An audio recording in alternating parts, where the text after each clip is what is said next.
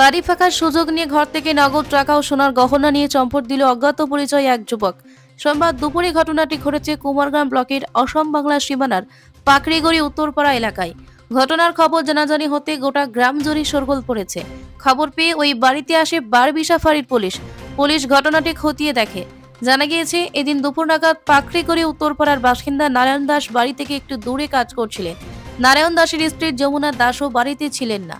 সে সময় বাড়ির পুরো ফাঁকা ছিল। সেই সুযোগে অজ্ঞাত পরিচয় এক যুবক বাইকে চেপে বাড়ির সামনে আসে। এরপরে ঘরে সে বাড়ির ঢোকে। যুবকের মাথায় হেলমেট পরা ছিল, তার পিঠে একটি ব্যাগ ছিল। ওই যুবককে আশেপাশের কয়েকজন দেখতে পেলেও তারা বিষয়টিকে সেভাবে গুরুত্ব দেননি। কিছুক্ষণ পর বাড়ির লোকজন এসে দেখেন ঘরের শোকেসের লকার ভাঙা রয়েছে।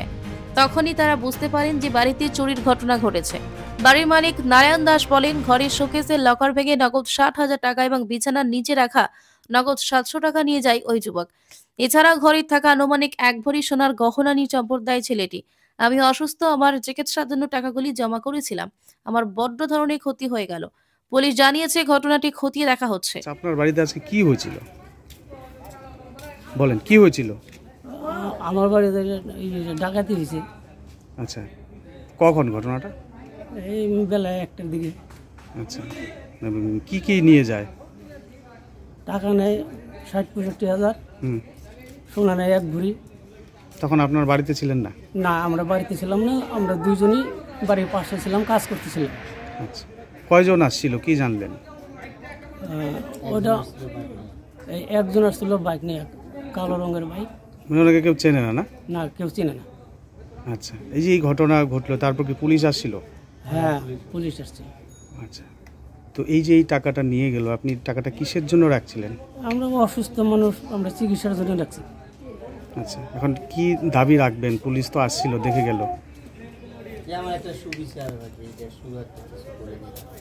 এইটাই জায়গায় পুলিশ এখন কি করে তার উপরে আমরা নির্ভর। আচ্ছা, এটা কোন জায়গাটার নাম? উত্তর পাকড়িগড়ি।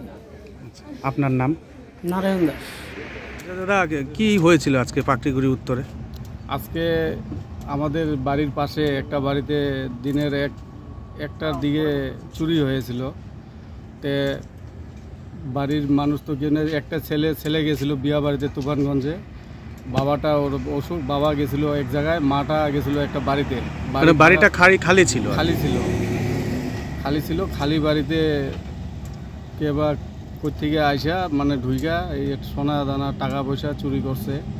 তার মধ্যে মেন ঘটনা হয়েছে আমাদের এইখানে ড্রাগসের ব্যবসা মোটামুটি ভালোই চলে। এই যে বাইরের ছেলেপেলে আইসা ড্রাগস নিয়ে আমরা অনেক কিছু এটা নিয়ে আন্দোলন করলাম।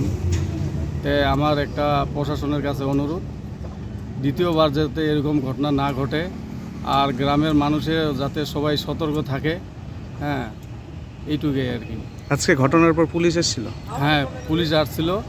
পুলিশ এসে সব কিছু তদন্ত করতেছে। পুলিশের কাছে আমার ভরসা আছে, এটা সঠিক তদন্ত করে যাতে জিনিসটা বাইর হয়, এরপরে যাতে দ্বিতীয় এরকম ঘটনা না ঘটে। আপনার নাম? আমার নাম মঙ্গল বর্মন। কি দায়িত্বে আছেন? আমি ভলকা সহ সভাপতি, আমার ওয়াইফ পঞ্চায়েত এইখানকার।